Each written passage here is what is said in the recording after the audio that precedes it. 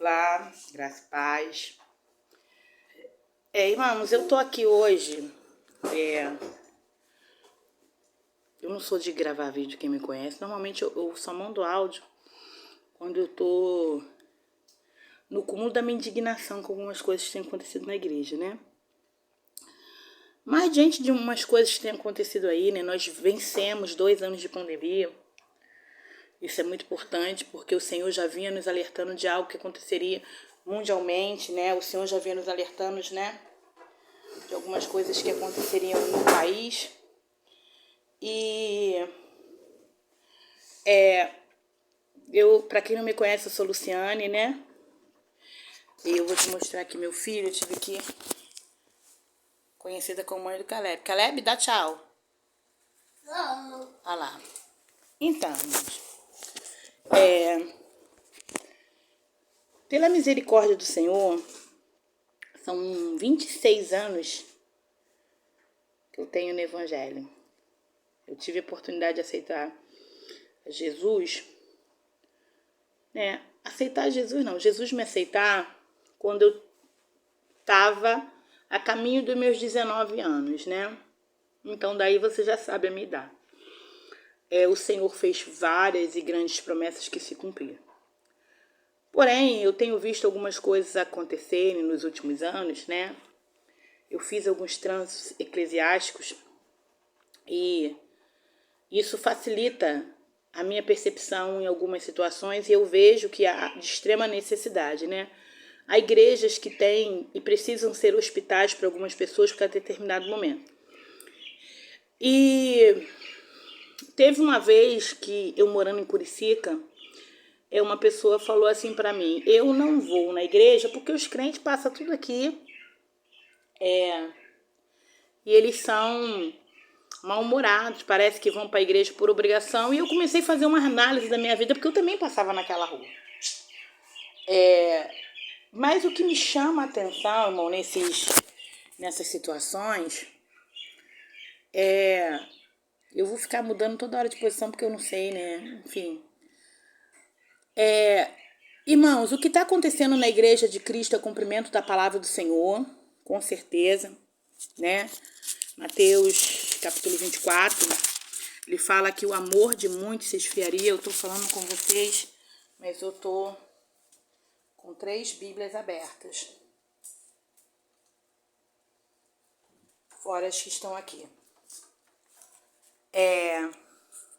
E o grande mal da igreja do século 21 é falar assim: deixa de ser bobo, irmão.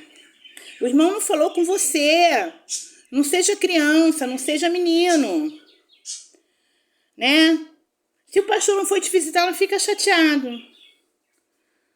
Aí eu fui procurar na Bíblia, né, irmão? Porque eu fui procurar na Bíblia, né? Porque a minha bússola, aquilo que me dá vida, aquilo que faz com que fique de pé todos os dias, ainda é a palavra do Senhor. Porém, nós temos uma igreja parede doente. E as pessoas que estão dentro dela estão doentes por quê? Porque os líderes não ministram a palavra do Senhor. Não é porque a igreja está doente, porque a igreja está assim, mas a igreja está doente por reflexo de pastores doentes, de pessoas que não ministram a palavra, de pessoas que distorcem a palavra do Senhor, de pessoas que não falam aquilo que a palavra do Senhor diz. Eu quero ler aqui, para não ficar nas minhas palavras, né, na minha indignação, Mateus capítulo 25, que diz, aqui, ó, Jesus vem falando acerca de algumas situações. Mateus 25, 31. Essa Bíblia é Bíblia Shed, né? Pode ser traduzida em português por João Ferreira de Almeida, né? É a 2ª edição. Mateus 25, 31, o título diz assim: o grande julgamento. Quando vier o Filho do Homem na sua majestade, todos os anjos com ele, então se assentará no trono da sua glória. E todas as nações serão reunidas em sua presença. E ele separará um dos outros, como o pastor separa os cabritos das ovelhas. e porá as ovelhas à sua direita, mas os cabritos à esquerda. Então dirá o rei aos que estiverem à sua direita: vinde, bendito meu Pai, entrai na posse do reino que vos está preparado desde a fundação do mundo. Porque tive fome e me deste de comer, tive sede e me deste de beber, era forasteiros e me hospedastes, estava nu e me vestistes, enfermo e me visitaste, preso e foste me ver. Então perguntarão os justos: Senhor, quando foi que tivemos com fome e te demos de comer, e com sede te demos de beber? E quando é que te vimos forasteiro e te hospedamos, ou nu e te visitamos? E quando te diremos, te vimos enfermos ou presos e que te fomos te visitar? O rei, respondendo, lhe dirá: em verdade vos afirmo que sempre que o fizeste a um destes pequeninos irmãos, a mim me fizeste. Então o rei dirá aos que estiverem à sua esquerda: apartai-vos de mim, malditos, para o fogo eterno, preparado para o diabo e seus anjos. Porque tive fome, não me deste comer, tive sede, não me deste beber, sendo forasteiro, não me hospedaste, estando nu, não me visitaste, achando-me enfermo e preso, não foste me ver. E eles perguntarão: Senhor, quanto foi que te vimos com fome, com sede, forasteiro, nu, enfermo e preso, e não te assistimos? E Jesus lhe responderá: em verdade que vos digo que sempre que deixaste de fazer a um destes pequeninos, a mim me deixaste de fazer. Quem está falando isso, Luciane? Jesus.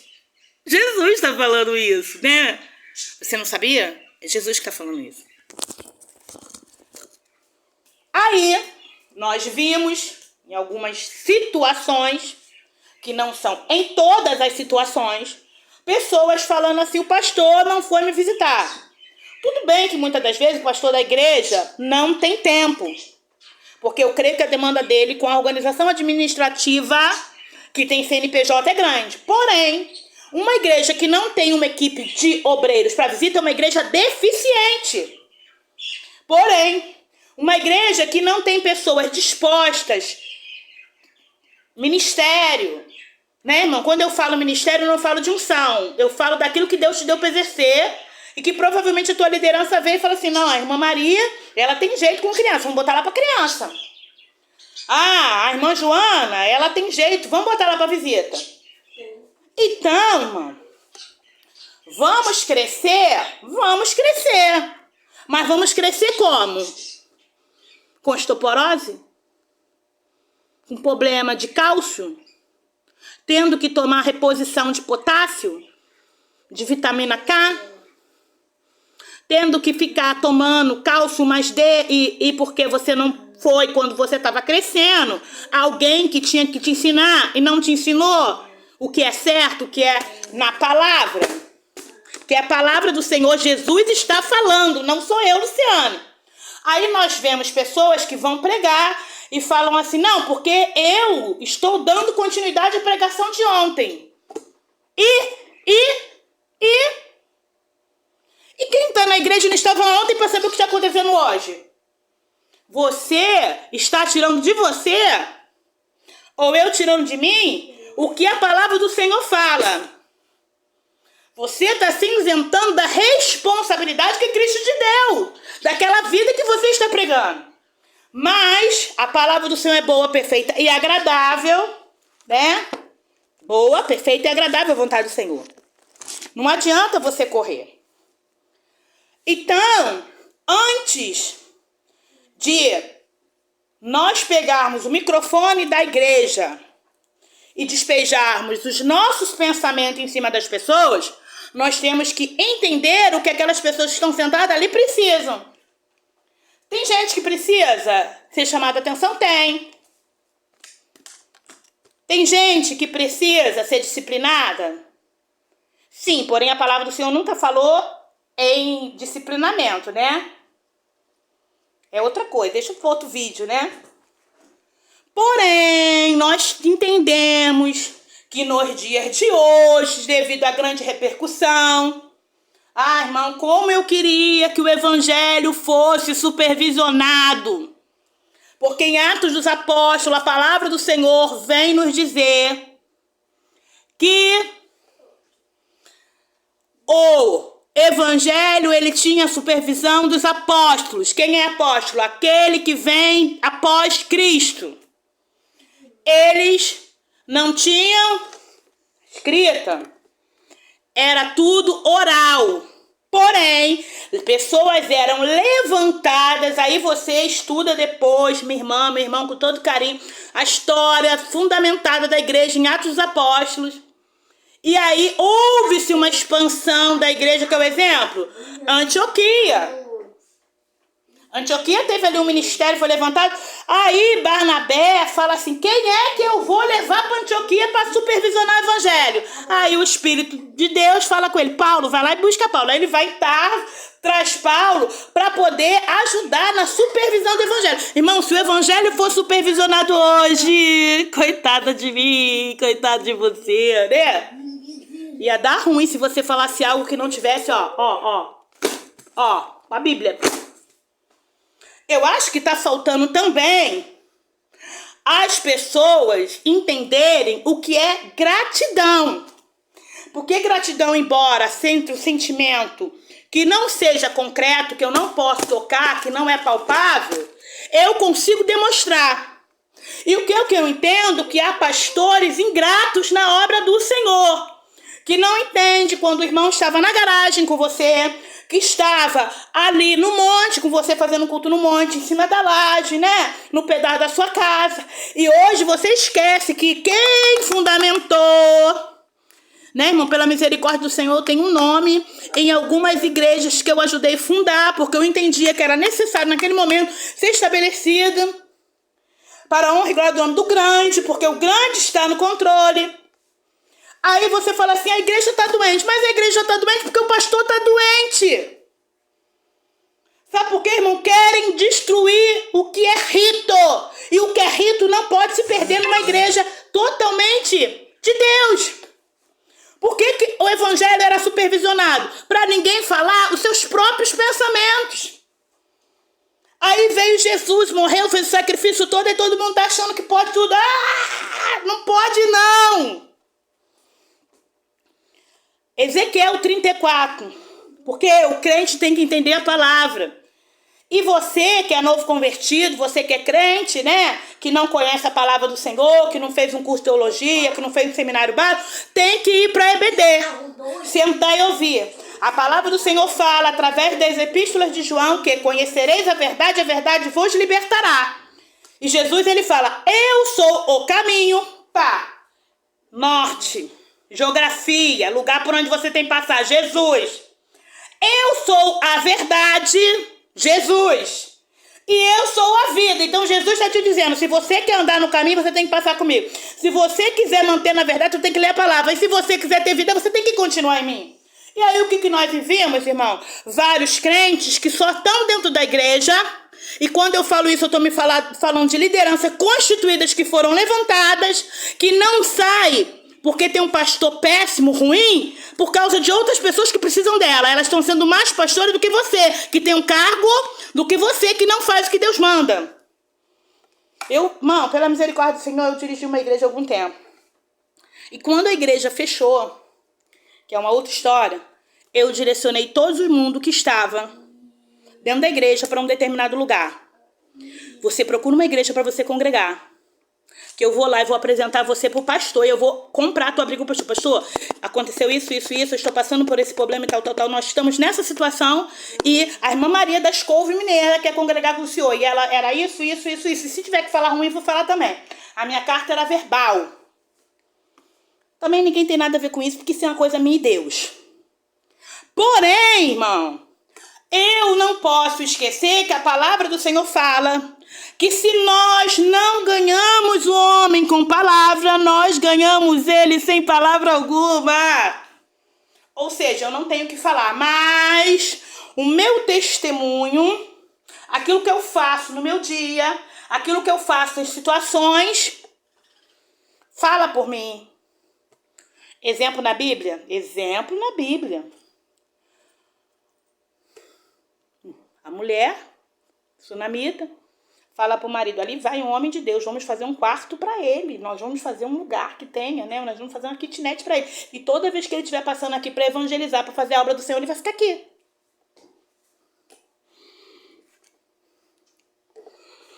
O bom samaritano, né, irmão? Jesus já tinha passado lá em Samaria, João capítulo 8, já tinha levantado uma mulher que estava à margem da sociedade, que ela deixou, né, irmão, o euzinho dela de lado, entendeu que era Jesus que estava falando com ela e foi pela cidade gritando, ó, verdadeiramente tem um homem ali, olha, ele falou isso da minha vida. Ela foi evangelista, tirou todo mundo dentro da sua casa e depois a gente vê que a divisão que existia não existe mais. Por quê? Nós vemos o samaritano indo no templo adorar. E a palavra do Senhor fala que tinha alguém à beira do caminho. Passou o sacerdote, passou o levita, passou o cantor, passou o diácono, passou o presbítero, passou o pastor, passou o missionário, passou o apóstolo, o bispo, a sacerdotisa, o raio que o parta, passou. E ninguém foi socorrer ele. Ele estava indo do templo. E eu entendo que também ele poderia estar descendo o templo. Então ele tinha sido assaltado. Por quê? Aquele lugar, irmão, as pessoas iam dar as ofertas no templo. Não tinha Pix.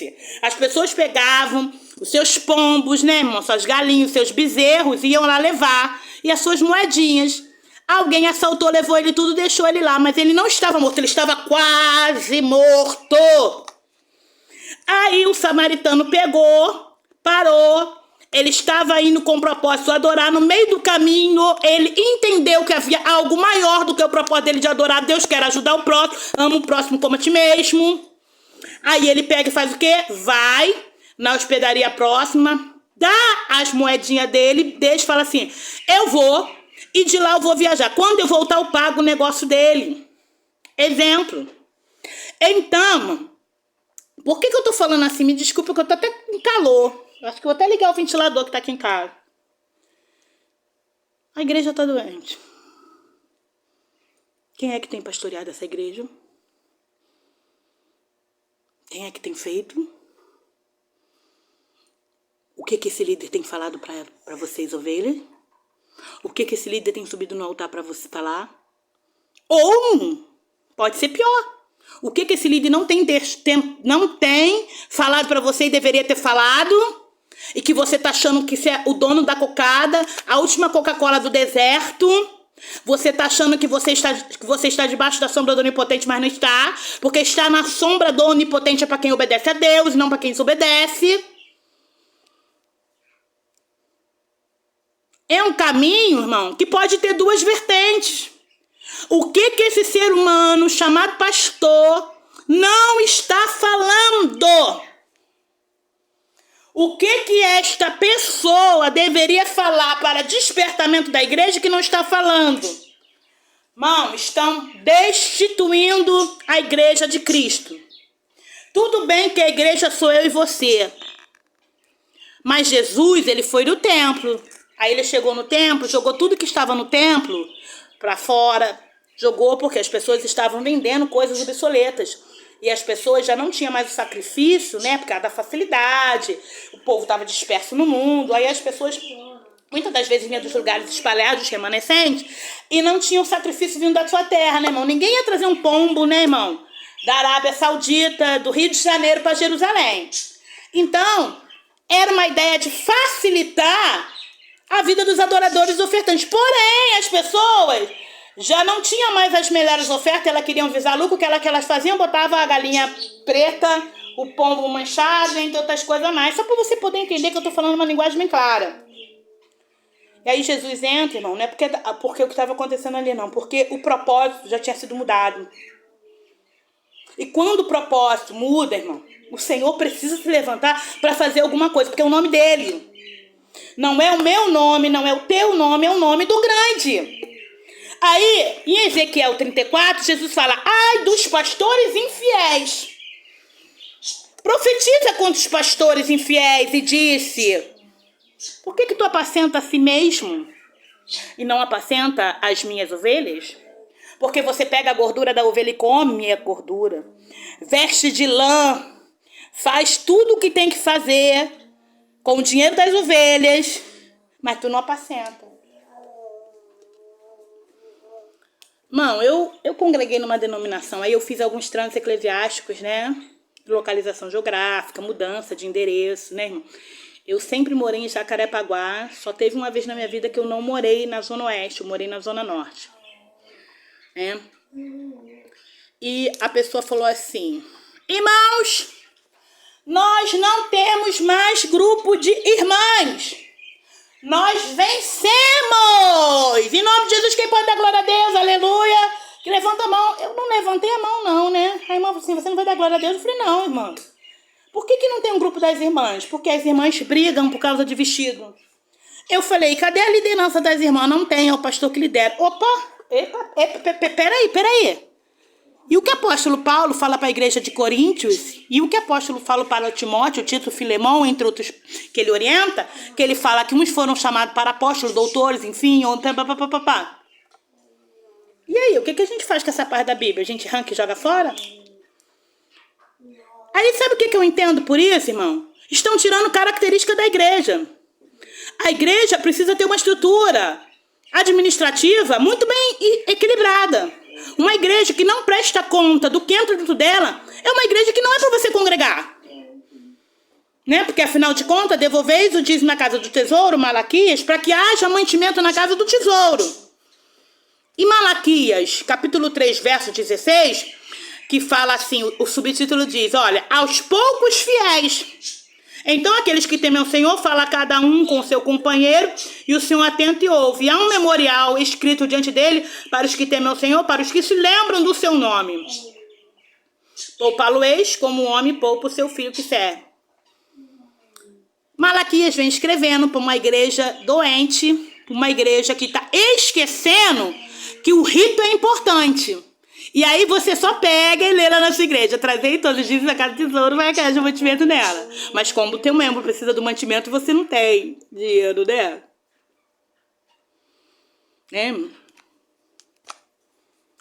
Há uma necessidade de algumas pessoas procurarem um psicólogozinho, marcar amanhã sem falta um psicólogo, né? Porque se você tem um ego maior e você quer parecer mais do que Jesus, Jesus vai preparar você e vai levar você, meu queridinho, porque você não pode tomar o lugar de Deus. A glória ainda é de Jesus. Aí, né, irmão, nós entendemos que a casa do tesouro, trazeis mantimento à casa do tesouro. Você sabe o que significa a casa do tesouro? Não é o que está escrito. Porque nem tudo que está na palavra do Senhor é literal. A casa do tesouro quer dizer um lugar da parte do templo, do tabernáculo, da onde você vê aí que os grãos eram mantidos, porque os levitas não tinham parte na terra. Eles não tinham direito a plantar ou colher, por isso que foi intitulado o dízimo. Porém, a igreja não tem tesoureiro. Tem alguma coisa errada. Porém, não é dito o que é feito com os dízimos e as ofertas que estão na igreja. Tem alguma coisa errada. É por isso que Judas estava com a mão. Por isso que Judas estava corrompido. E Jesus não foi lá. E tirou o pote, a bolsa, seja lá o que você quiser parar, a urna. Da mão de Judas, não. Porque tem coisas que Jesus... cansativo, irmão, falar pra crente. Tem coisa, vou te contar um segredo. Tem coisa que é você que tem que se mancar e fazer. Porque se Judas chegasse e visse que ele não tinha capacidade para ficar com a mão na bolsa, ele podia ter passado a bolsa para Pedro e para Mateus. Mateus ia administrar esse negócio da bolsa facinho, né? Porque Mateus trabalhava fazendo conta, né? Ele cobrava imposto. Ele saberia muito bem aonde ia, né? Para que haja mantimento na casa do tesouro. E eu entendo que com o passar do tempo, e com o passar, porque a gente está falando do Velho Testamento, Jesus está no Novo Testamento, aí vem Atos dos Apóstolos, aí vê-se a necessidade de levantar o diaconato para ver a necessidade das viúvas. Daquelas pessoas que não tinham quem bancasse. Tava tendo briga, porque viúva era atendida e viúvo não era atendido. Você não sabia? Você não sabia que os diáconos foram levantados com esse propósito? Para investigar na igreja local quem precisava de alguma coisa e quem precisava de outra? Não sabia, porém só teve uma diferença, né? Filipe, ele foi mudado de um lugar para o outro porque o Senhor, Narácia, o nosso Deus lindo, maravilhoso, cheiroso, né? Não é nem perfume da natura, né? Ele é a rosa de Saron. Ele pega e faz o quê? Ele vê que Filipe tinha um potencial para não somente ficar no diaconato, na agasalho. Porque tem gente, irmão, que vai ser tirado de um cargo para outro e nunca vai exercer com excelência aquilo que você quer dar para ele. Porque tem gente que vai morrer diácono sendo bom diácono. Porém, se você der um cargo de missionário para ele, ele não sai de dentro da igreja porque ele não foi treinado para isso. A igreja está doente? É reflexo da liderança. Quem é que tem te liderado? Quem é que tem te liderado? A palavra do Senhor, nós lemos aqui, estive o quê? Enfermo, e não foste me visitar. Irmão, eu quero que você me prove que Jesus foi visitar alguém. A sogra de Pedro. Você acha que Jesus ficou sabendo através do youtuber que a sogra de Pedro estava doente através das redes sociais? Ou porque Jesus tinha uma íntima comunhão com Pedro e percebeu que Pedro não estava legal, não estava nos seus dias bom, e falou: qual é, Pedro? O que está acontecendo contigo? Pedro falou assim: pô, tu não sabe, minha sogra é maneira pra caramba, é uma segunda mãe pra mim, porém, ela tá dodói. Aí tu já viu como é que é, né, mestre? A mulher já não quer mais fazer a comida do mesmo jeito, tá cuidando da mãe, o negócio tá sério, as crianças estão correndo pelado, melequendo pela casa toda. Aí Jesus fala assim: vamos lá resolver esse problema, Pedro. Vamos lá, Pedro, eu preciso de você, Pedro! Aí Jesus vai, entra lá e cura a sogra de Pedro.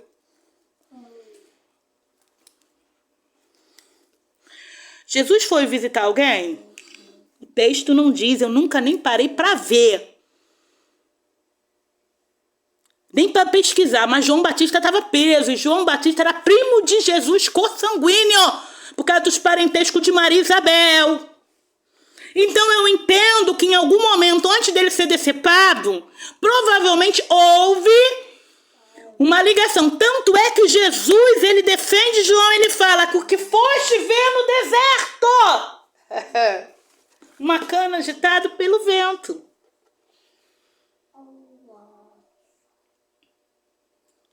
Eu não queria, irmão.